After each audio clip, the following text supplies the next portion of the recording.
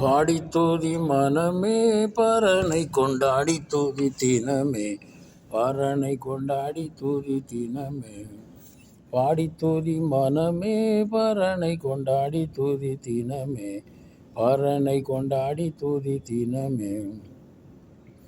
நீடித்த காலமதாக பரன் என்னை, நீடித்த காலமதாக பரன் என்னை நேசித்த பட்சத்தை வாசித்து வாசித்து பார்வத்தினம். பாடி தூதி மனமே பரனை கொண்டாடி தூதி தினமே, பரனை கொண்டாடி தூதி தினமே. பாடி தூதி மனமே பரனை கொண்டாடி தூதி தினமே.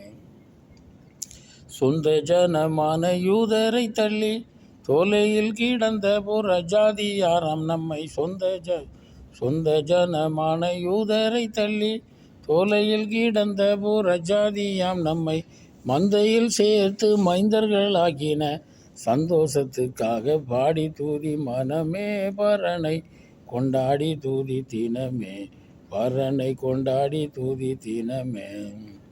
அதாவது சொந்த ஜனமான யூதரை தள்ளி தொலையில் கிடந்த புறஜாதியார நம்மை மந்தையில் சேர்த்து மைந்தர்களாக்கின சந்தோஷத்துக்காக பாடி தூதி மனமே.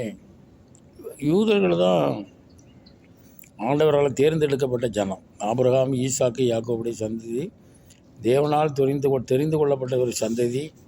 கொஞ்சம் ஜனமாக தான் இருந்தாங்க. அவங்கள நீங்கள் கொஞ்சமாக இருந்தீர்கள். அவர்களை தேவன் ஆளுகை செய்கிறார்.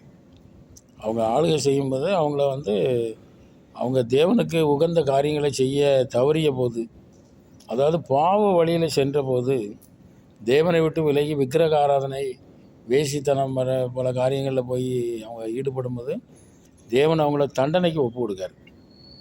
ஆமாம், ஒப்பு கொடுத்து அவங்கள பூமி எங்கும் சிதற பண்ணினார். பூமியில் எல்லா தேசங்களிலும் இருந்தாங்க யூதர்கள். அதாவது சொந்த ஜனமான யூதரை தள்ளி தொலையில் கிடந்த புறஜாதியாராம் நம்மை மந்தையில் சேர்த்து மைந்தர்களாக்கின சந்தோஷத்துக்காக பாடி தூதி மனமே. நம்மெல்லாம் அவர் சொந்த ஜனமாக ஏற்றுக்கிறார். புறவினத்தார், நாம் யாவரும் புறவினத்தார்.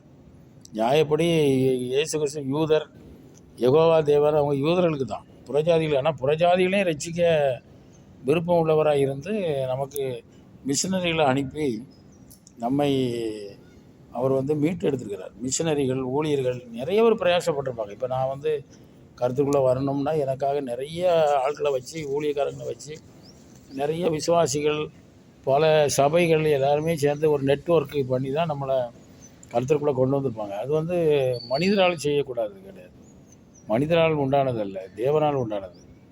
அவர் தான் அந்த விருப்பத்தை செய்கையும் உண்டாக்குறார். இப்போது நமக்கு சுவிசேஷம் சொல்லி நம்மளை நல்வழிப்படுத்தி அப்புறம் அவருடைய பிள்ளையாக மாற்றியிருக்கிறார். அவர் நாமத்தின் மேல், இயேசு கிறிஸ்துடைய நாமத்தின் மேல் விசுவாசம் உள்ளவர்களாய் அவரை ஏற்றுக்கொண்டவர்கள் எத்தனை பேர்களோ அத்தனை பேர்களும் அவருடைய பிள்ளைகளாகும்படி அதிகாரம் கொடுத்தார்.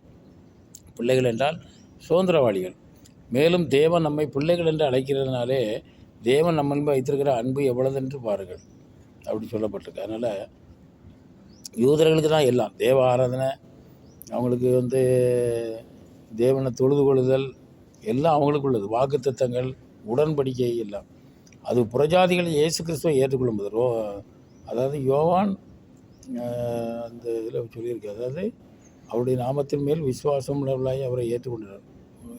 யோவான் 1:12 அதன்படி சோதனம் அவரை ஏற்றுக்கொண்டால் அவருடைய பிள்ளைகளாகும்படி அதிகாரம் கொடுத்தார்.